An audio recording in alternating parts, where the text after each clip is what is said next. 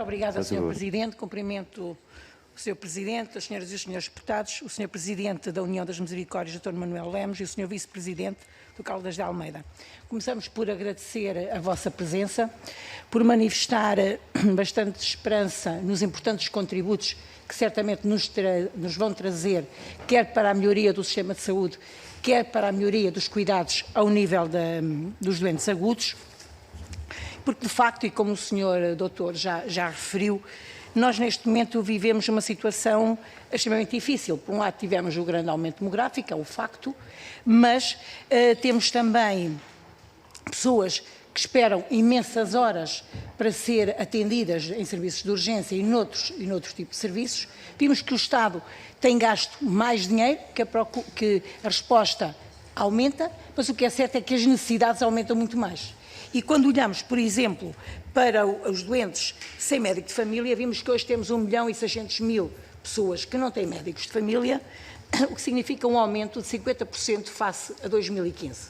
E quando vimos que as pessoas não têm médico de família, verificamos também que muitas pessoas com doenças crónicas não têm o devido acompanhamento e que existe um maior recurso aos serviços de urgência e elas depois acabam por entupir. Temos respostas, possibilidades de resposta, quer ao nível do próprio Serviço Nacional de Saúde, isto em termos de recursos, quer dos hospitais privados, quer do setor social não lucrativo. Com uma particularidade, normalmente temos os hospitais privados nos grandes centros, isto é, aliás, quando analisamos a resposta, ainda agora foi dito aqui na audição anterior, as pessoas recordem cerca de 50% dos hospitais privados quando estamos a falar de Lisboa, mas quando falamos do resto do território, esses hospitais privados não investem com objetivo lucrativo e quem lá está presente são as IPSS ou são as Misericórdias. E aqui um grande agradecimento ao trabalho que fazem, não só pelo número elevadíssimo, no caso das Misericórdias, cerca de 165.000 pessoas que atendem diariamente, mas também pelo voluntarismo que é manifestado, quer pelos senhores provedores, que trabalham sem oferirem nenhuma verba em troca, e também pelos profissionais destas mesmas instituições, que, como sabemos, têm salários muito mais baixos do que têm mesmo no Estado, e os funcionários públicos já se queixam. Ou seja, uma grande palavra de apreço por tudo o que fazem. E que, de facto, na nossa perspectiva, deve ser valorizado e deve ser estimulado. Perante as dificuldades que se passam no Serviço Nacional de Saúde e na linha de conta que o senhor já disse, o PSD acha que deve haver uma cooperação maior entre aquilo que é a iniciativa privada, mas sobretudo o que é o setor social. E o senhor já manifestou aqui a sua vontade de colaborar e de cooperar. Por isso, a primeira pergunta é se concorda com o modelo atual, isto é, se não acha que devemos ter um modelo menos estatizado e mais cooperação com o setor social não lucrativo para responder melhor às pessoas.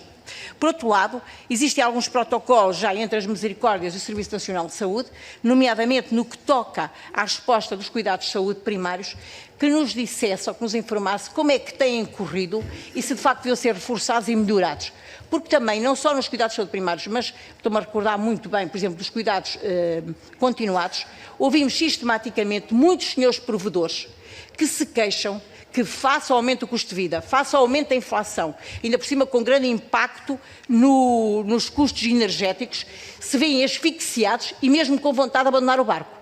Portanto, se têm existido palavras, podem ter existido palavras amigas, mas se de facto, na realidade, estão a ser devidamente compensados para pagar os custos que têm quando prestam e quando ajudam o Estado para que as pessoas tenham uma melhor resposta. Portanto, que, no fundo, o balanço que fazem desses protocolos e, por outro lado, também em relação às unidades familiares, às USF modelo C. O senhor doutor já referiu que achava que elas deviam ser reforçadas e regulamentadas, aliás, elas estão previstas já há vários anos. Se de facto é isso, se vai na linha de conta com aquilo que já disse também o senhor Ministro, que via alguma importância nessa situação. Por outro lado, no âmbito dos cuidados hospitalares, como tem decorrido a colaboração entre as Misericórdias e o Serviço Nacional de Saúde, se tem existido reforço de redução dos internamentos inapropriados, encaminhando as pessoas sem retaguarda para respostas sociais e aquelas que estão dentro do que é os cuidados continuados têm sido encaminhados. Já agora também em relação aos cuidados paliativos e à doença mental, se tem havido aqui alguma cooperação e se está de acordo com aquilo que são as vossas expectativas e se paga aquilo que são as vossas despesas. Por outro lado, foi publicada recentemente a portaria número 38A/2023. Se acham que ela pode contribuir para resolver o problema, se de facto têm esperança nisso. No fundo, se acha que o Estado devia ter uma política mais ativa de cooperação com as misericórdias e com as IPSS, se os senhores estão disponíveis, mais uma vez. E, por outro lado, o senhor já nos falou aqui de algumas propostas em relação a combater o problema das urgências, nomeadamente falou-nos de reforçar os cuidados de saúde primários, da desarticulação, dos balcões do SNS, das misericórdias, da Via Verde, mas gostávamos que especificasse melhor. Porque, no fundo, o que é que o PSD defende? O PSD acha que temos cada vez mais pessoas a recorrer a seguros de saúde, termino já, Sr. Presidente, a seguros de saúde ou outros subsistemas. Sabemos que as pessoas que têm algum dinheiro e mesmo as que não têm dinheiro fazem um esforço para os ter, mas quando vivem em Lisboa, eles conseguem ter essa resposta nos privados. Mas quando vivem nos outros restos do território, não têm. E o que nós não queremos é ter uma saúde para pobres e outra para ricos. E, portanto, defendemos essa articulação, mas com peso e medida, como com transparência, mas com justiça também para quem faz o trabalho. Muito obrigada.